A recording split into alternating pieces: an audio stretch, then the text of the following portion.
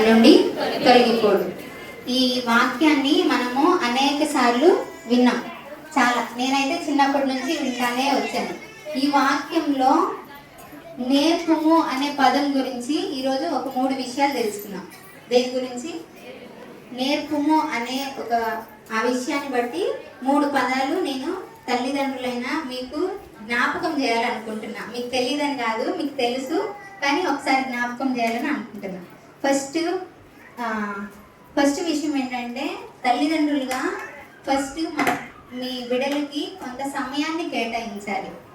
నేర్పుము అంటే ఫస్ట్ నేర్పాలి అంటే వాళ్ళతో మీరు సంబంధం కలిగి ఉండాలి, వాళ్ళతో మాట్లాడాలన్నమాట. వాళ్ళకి కాస్త టైం ఇవ్వాలి, పిల్లలకి కొంచెం టైం ఇవ్వాలి.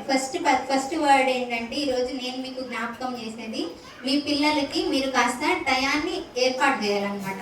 మీ రోజు మొత్తంలో కూడా ఒక 10 నిమిషాలు ఎంత వాళ్ళు మీ దగ్గర ఉన్న టైంలో వాళ్ళతో ముచ్చటించడానికి, మాట్లాడడానికి మనము ట్రై చేయాలి. దేవుని వాక్యం కూడా సెలవిస్తుంది కదా, ద్వితీయోపదేశ కాండంలో మేము ఇంట కూర్చుంటున్నప్పుడును, ద్వితీయోపదేశ కాండము 6వ అధ్యాయము,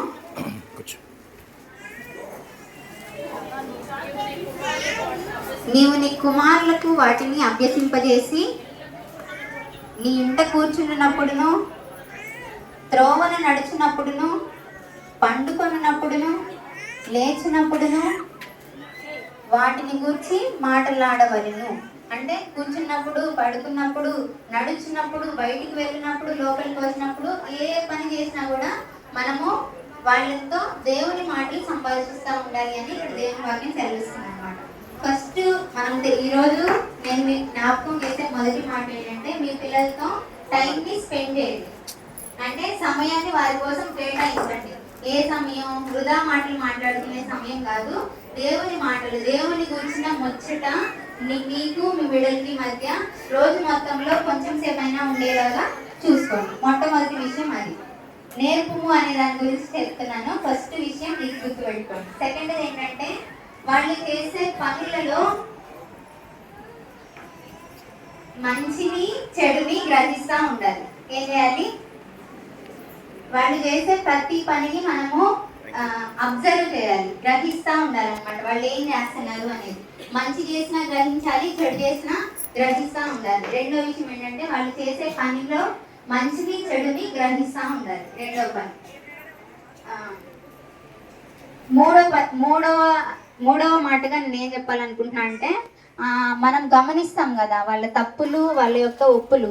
వాళ్ళ తప్పుల్ని రెక్టిఫై చేసుకోవడానికంటే వాళ్ళ తప్పుల్ని సరిదిద్దగల కొన్ని మాటలు వాళ్ళతో మనం చెప్పాలి. ఏం చేయాలి? వాళ్ళ తప్పుల్ని సరిదిద్దే మాటలు వాళ్ళతో చెప్పాలి. ఫస్ట్ ఏమనుకున్నాము?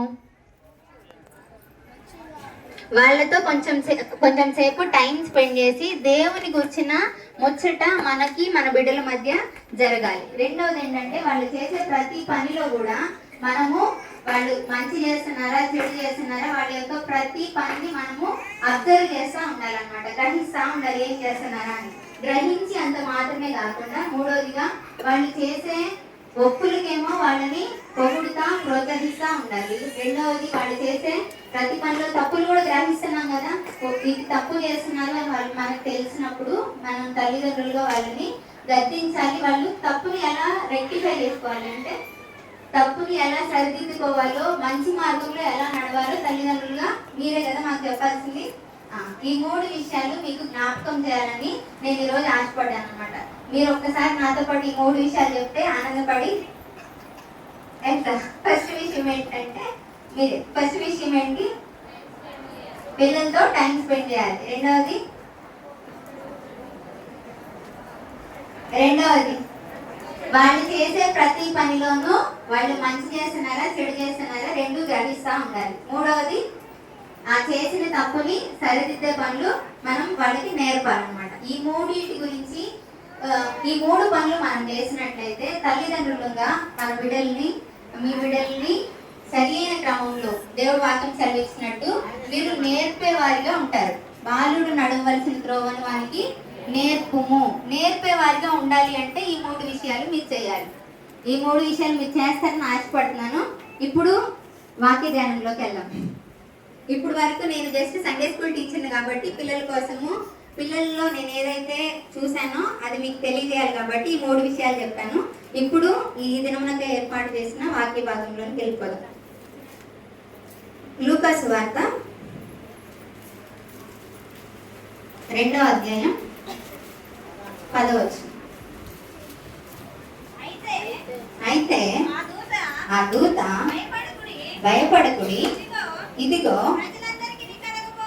ప్రజలందరికీ కలుగబోవు మహా సంతోషకరమైన సువర్తమానము నేను మీకు తెలియజేయుచున్నాను. దేవుడి మాటలు దీవించును గాక. సరే, అందరు నా వైపు చూడండి. ఇక్కడ దూత చెప్తుంది అనమాట. ఎవరితో? ఇదంతా మనం వినని సన్నివేశాలు ఏం కాదు కదా.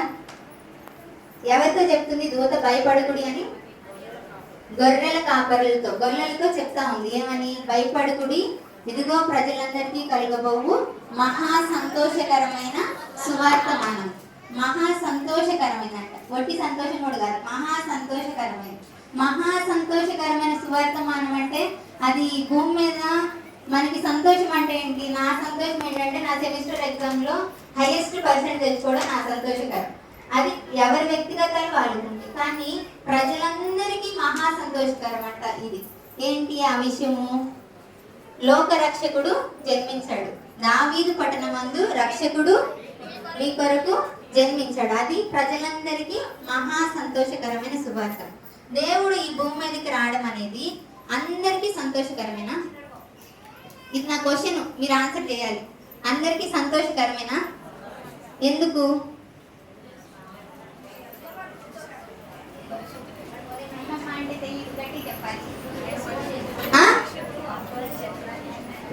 ఈ లోకంలోకి మనల్ని రక్షించడానికి ఒక రక్షకుడు వచ్చాడు కాబట్టి అందరికీ సంతోషకరం. అయితే యేసుక్రీస్తు వారి పుట్టుకలో కొంతమంది బాధపడిన వారు, కృంగిపోయిన వారు కూడా ఉన్నారు. ఏమైన వారు? ఏమనుకోకండి, సండే స్కూల్ చెప్పేటప్పుడు, కథ చెప్పేటప్పుడు ఖచ్చితంగా మధ్యలో ఇలా క్వశ్చన్స్ అడుగుతాం. అట్లనే అలవాటుగా వస్తుంది, ఏమనుకోవద్దు. యేసుక్రీస్తు వారి పుట్టుక విషయంలో కొంతమంది బాధను అనుభవించిన వాళ్ళు కూడా ఉన్నారు, కొంతమంది కృంగిపోయిన వాళ్ళు కూడా ఉన్నారు. వాళ్ళు ఎవరనేది ఈరోజు మనం చూద్దాం. మొట్టమొదటిగా మరియ తల్లి గురించి మనం తెలుసుకుందాం.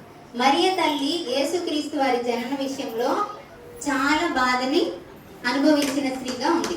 ఎందుకు అంటే చదువుతున్నాం మనం. లూకా సువార్త 1వ అధ్యాయం 29వ వచనం. ఆమె ఆ మాటకు బహుగా తొందరపడి ఈ శుభవచనం ఏమిటో అని ఆలోచించుకొనిచుండగా దూత మరియా భయపడకుము, దేవుని వలన నీవు కృప పొందితివి, ఇదిగో నీవు గర్భము ధరించి కుమారుని కని ఆయనకు యేసు అను పేరు పెట్టుదువు. నెక్స్ట్ కొంచెం ఆయన గొప్పవాడై సర్వోన్నతుని కుమారుడు అనబడును. ప్రభువైన దేవుడు ఆయన తండ్రి అయిన దావీదు సింహాసనమును ఆయనకిచ్చును. ఆయన యాకోబు వంశస్థులను యుగయుగములను ఏలును. ఆయన రాజ్యము అంతము లేనిదై ఉండునని ఆమెతో చెప్పాను. అందుకు మరియా, నేను పురుషుని ఎరుగని దాననే, ఇది ఎలాగ జరుగునని దూతతో అనగా. విన్నారా వాక్యము? దూత మరియమ్మ దగ్గరికి వచ్చి, నువ్వు పరిశుద్ధాత్మ వలన గర్భాన్ని ధరించావు, నీ గర్భంలో పుట్టబోయే శిష్యుడు ఈ లోకానికే రక్షకుడు, ఆయన సింహాసనము తరతరములకు ఉండునని ఆమెకి చెప్పింది. అయితే ఈ విషయంలో లోక రక్షకుడికి జన్మనిస్తుంది కదా మరియమ్మ. మరి ఆమెకి ఏం బాధ వచ్చింది? అసలు మన టైటిల్ ఏమనుకున్నాము? యేసుక్రీస్తు జనన సమయంలో ఆయన జననాన్ని బట్టి బాధపడిన వాళ్ళు, కృంగిపోయిన వాళ్ళు కూడా ఉన్నారు అనుకున్నాం. వాళ్ళల్లో ఫస్ట్ వ్యక్తి మరియా అనుకున్నాం. ఈ మరియకి ఎంత గొప్ప ధన్యత వచ్చిందంటే, ఆ దేవాతి దేవుడే ఈ లోక రక్షకునిగా ఈ భూమి మీదకి రావడానికి ఒక సాధనంగా మరియని వాడుకున్నాడు. అంటే ఆమె పరిశుద్ధత కలిగి, పవిత్రత కలిగి ఆయన ఎదుట ఉంది కాబట్టిగా ఆమెను వాడుకున్నాడు. మరి ఆమెకి గొప్ప ధన్యతే కాదు.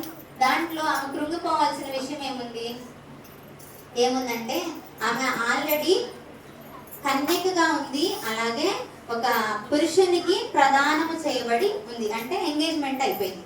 ఎంగేజ్మెంట్ అయిన కన్యకకి సడన్ గా ఒక వార్త తెలిసింది, నువ్వు ప్రెగ్నెంట్ అనగానే ఆమె ఎంత బాధను అనుభవించింది. అంటే ఆమె లోపల ఆనందం ఉందో లేదో తెలియదు, కానీ చుట్టూ ఉన్న మనుషుల మాటలను బట్టి ఆమె కృంగిపోయే సిచ్యువేషన్ అక్కడ ఉంది. అంటే ఆమెకి తెలుసు ఆమె గర్భమందు పుట్టేది పరిశుద్ధాత్మ వలన కలిగినదని, కానీ లోకులకు తెలియదుగా. లోకులు ఎన్ని మాటలు అని ఉంటారు ఆమెని ఆలోచిద్దాం ఒకసారి. ఆ మాటలన్నీ, ఆ నిందలన్నీ భరించింది. అంటే ఆమె ఎంత కృంగిపోయే సిచ్యువేషన్ కూడా వెళ్ళిందో మనం ఆలోచించుకోవాలి. అంటే యేసు జనన సిచ్యువేషన్లో కూడా, యేసు జననం సమయంలో బాధపడిన వారిలో మొట్టమొదటిగా ఎక్కువగా ప్రజల మాటల వలన ఎంత కృంగిపోయి ఉంటుందో మరియ మనం ఆలోచించాలి. అంతేనా? మొట్టమొదటి వ్యక్తి మరియ. కానీ మరియమ్మ తల్లి ప్రజల మాటలు ఏం పట్టించుకోలేదు. అందరు కృంగిపోయే మాటలు అన్నా కానీ అవి ఏం పట్టించుకోలేదు, కానీ లోకాన్ని పట్టించుకోలేదు. కానీ ఆమె ఒక మాట అనిదండి, లూకా సువార్త 1వ అధ్యాయము 47వ వచనంలో, 46 నుంచి చదవండి. అప్పుడు మరియ ఇట్లా, నేను నా ప్రాణము ప్రభువును గణపరచుచున్నది, ఆయన తన దాసురాలి దీనస్థితిని కటాక్షించెను, నా ఆత్మ నా రక్షకుడైన దేవుని యందు ఏం చేస్తుందంట? ఆనందిస్తుందంట. అసలు ఎవరైనా ఆనందించగలరా ఆ సిచ్యువేషన్ లో? ఎంత కృంగిపోయే పరిస్థితి ఉన్నా మరియమ్మ గారు మాత్రము ఆనందిస్తున్నారంట. ఎందుకని? ఆమెకున్నంత భాగ్యము ఇంకెవరికి లేదు, పైన వచ్చిన వాళ్ళు కూడా. ఇది ఆ దాసురాలి దీన స్థితిని కటాక్షించిన, అంటే దేవుడు నా పరిశుద్ధతను చూశాడు, దేవుడు నన్ను ఎన్నుకున్నాడు కాబట్టి నేను ఇలా అయ్యాను అని ఆమె ఆనందపడిందే తప్ప ఎక్కడ కృంగిపోలేదు. దేవుడు మన జీవితంలో అనుమతించిన ప్రతి దానికి మనము ఆనందపడాలి తప్ప దేనికి కృంగిపోకూడదు, దేనికి బాధపడకూడదు. ఆయన అనుమతించాడంటే దాని అర్థం ఏంటి? నువ్వు దాన్ని భరించగలవు కాబట్టి ఆయన నీకు అనుమతించాడు.